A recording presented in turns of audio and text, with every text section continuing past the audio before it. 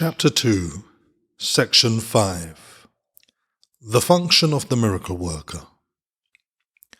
Before miracle workers are ready to undertake their function in this world, it is essential that they fully understand the fear of release. Otherwise, they may unwittingly foster the belief that release is imprisonment, a belief that is already very prevalent.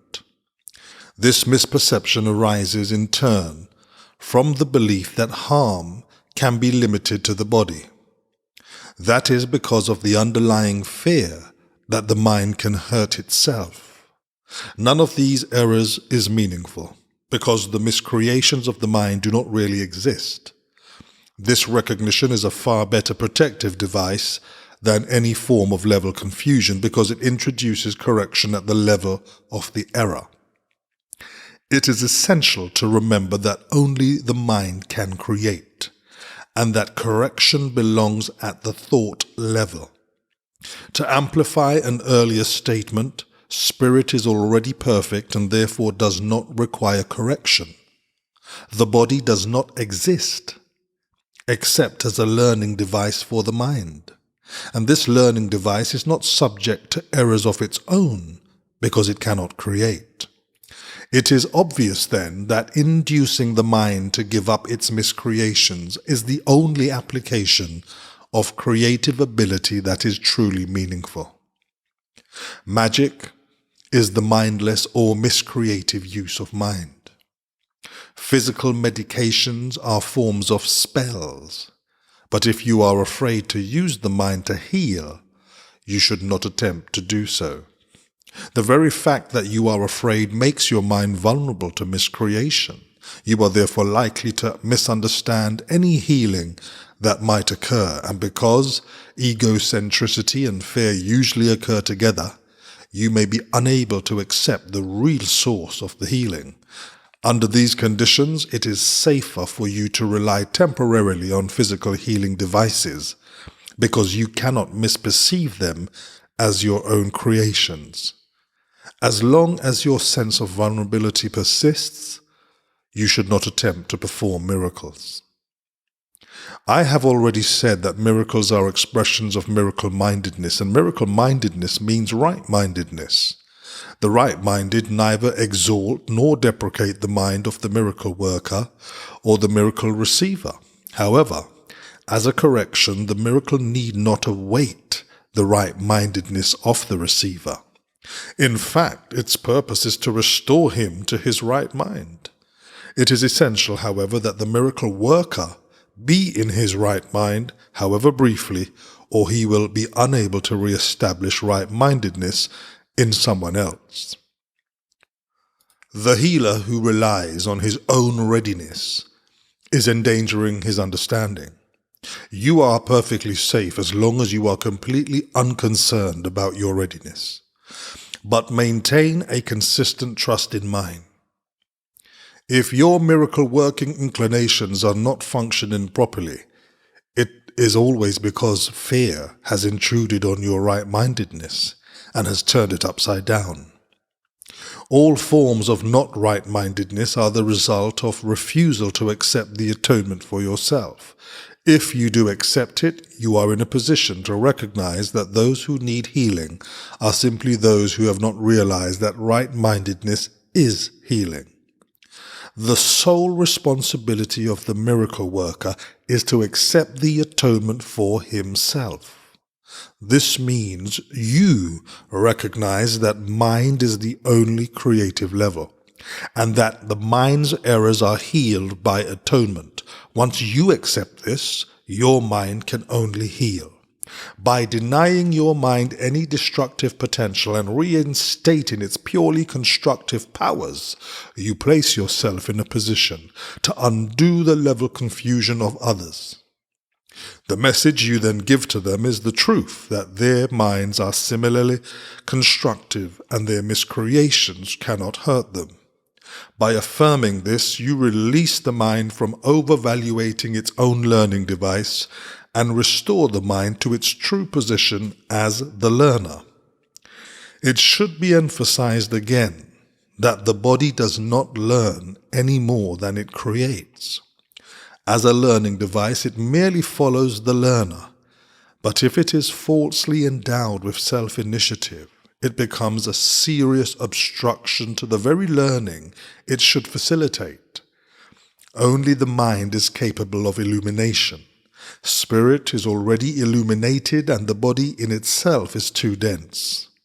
The mind, however, can bring its illumination to the body by recognizing that it is not the learner, and is therefore unamenable to learning.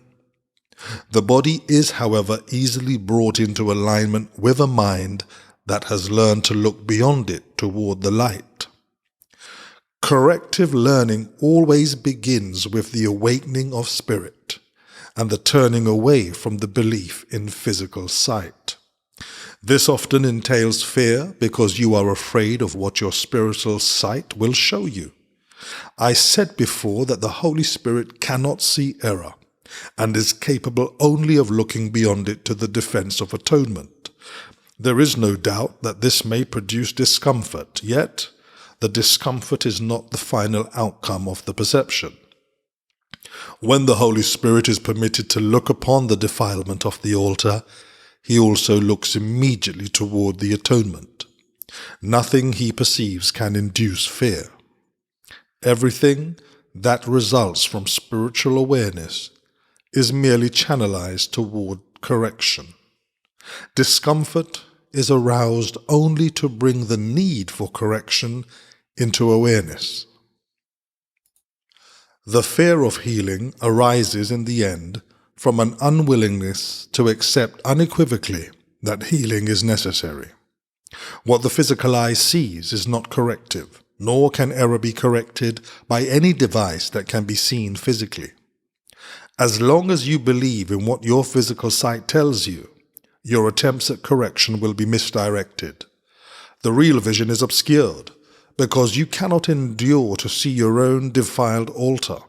But since the altar has been defiled, your state becomes doubly dangerous until and unless it is perceived. Healing is an ability that developed after the separation, before which it was unnecessary. Like all aspects of the belief in space and time, it's temporary.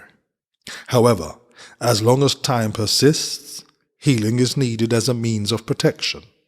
This is because healing rests on charity, and charity is a way of perceiving the perfection of another, even if you cannot perceive it in yourself.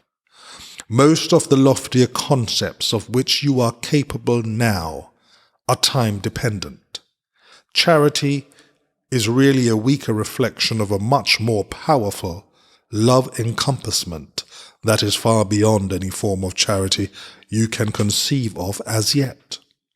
Charity is essential to right-mindedness in the limited sense in which it can now be attained. Charity is a way of looking at another as if he had already gone far beyond his actual accomplishments in time. Since his own thinking is faulty, he cannot see the atonement for himself, or he would have no need of charity. The charity that is accorded him is both an acknowledgement that he needs help and a recognition that he will accept it. Both of these perceptions clearly imply their dependence on time, making it apparent that charity still lies within the limitations of this world.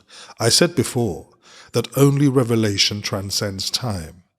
The miracle, as an expression of charity, can only shorten it. It must be understood, however, that whenever you offer a miracle to another, you are shortening the suffering of both of you. This corrects retroactively as well as progressively. The miracle abolishes the need for lower order concerns. Since it is an out-of-pattern time interval, the ordinary considerations of time and space do not apply. When you perform a miracle, I will arrange both time and space to adjust to it. A clear distinction between what is created and what is made is essential. All forms of healing rest on this fundamental correction in level perception. Never confuse right and wrong-mindedness, responding to any form of error with anything except a desire to heal, is an expression of this confusion. The miracle is always a denial of this error and an affirmation of the truth. Only right-mindedness can correct it in a way that has any real effect. Pragmatically, what has no real effect has no real existence. Its effect, then, is emptiness. Being without substantial content, it lends itself to projection. The level adjustment power of the miracle induces the right perception for healing. Until this has occurred, healing cannot be understood. Forgiveness is an empty gesture unless it entails correction. Without this, it is essentially judgmental rather than healing. Miracle-mindedness, forgiveness, is only correction. It has no element of judgment at all. The statement, "Father, forgive them, for they know not what they do," in no way evaluates what they do. It is an appeal to God to heal their minds. There is no reference to the outcome of the error. That does not matter. The injunction, "Be of one mind," is the statement for revelation readiness. My request, "Do this in remembrance of me," is the appeal for cooperation from miracle workers. The two statements are not in the same order of reality. Only the latter involves an awareness of time, since to remember is to recall the past in the present. Time is under my direction, but timelessness belongs to God. In time we exist for and with each other. In timelessness we coexist with God. You can do much on behalf of your own healing and that of others if, in a situation calling for help, you think of it this way: I am here only to be truly helpful. I am here to represent Him who sent me. I do not have to worry about what to say or what to do, because He who sent me will direct me. I am content to be wherever He wishes, knowing He goes there with me. I will be healed as I let Him teach me to heal.